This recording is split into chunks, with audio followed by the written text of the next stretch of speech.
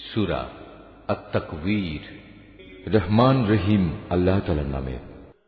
যখন সূর্যকে গুটিয়ে ফেলা হবে, যখন তারাগুলো খসে পড়বে, যখন পর্বতমালাকে আপন স্থান থেকে সরিয়ে দেয়া হবে, যখন 10 মাসের গর্ভবতী উটনীকে নিজের অবস্থার উপর ছেড়ে দেয়া হবে, যখন হিংস্র জন্তুগুলোকে এক জায়গায় জড়ো করা হবে, যখন সাগর সমূহে আগুন প্রজ্বলিত করা হবে, যখন কবর থেকে উত্থিত প্রাণসমূহ তাদের নিজ নিজ দেহের সাথে জুড়ে দেয়া হবে, যখন নির্মমভাবে গেড়ে ফেলা সদ্য প্রসূত মেয়েটি জিজ্ঞাসিত হবে কোন অপরাধে তাকে হত্যা করা হয়েছিল, যখন আমলের নথিপত্র খোলা হবে, যখন আসমান খুলে দেয়া হবে, যখন জাহান্নাম প্রজ্বলিত করা হবে, যখন জান্নাতকে মানুষের কাছে নিয়ে আসা হবে, প্রত্যেক ব্যক্তি তখন জানতে পারবে সে কি নিয়ে হাজির হয়েছে।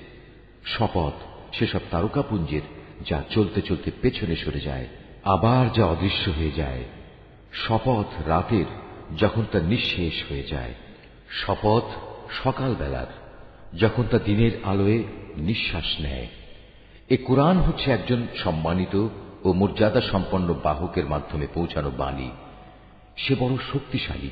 আরশের মালিক আল্লাহ তাআলার কাছে তার অবস্থান অনেক মর্যাদাপূর্ণ, যেখানে তাকে মান্য করা হয়।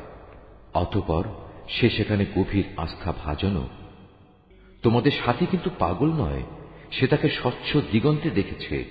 অদৃশ্য জগতের ব্যাপারে তিনি কখনো কার্পণ্য করেন না। এটা অভিশপ্ত শয়তানের কথাও নয়।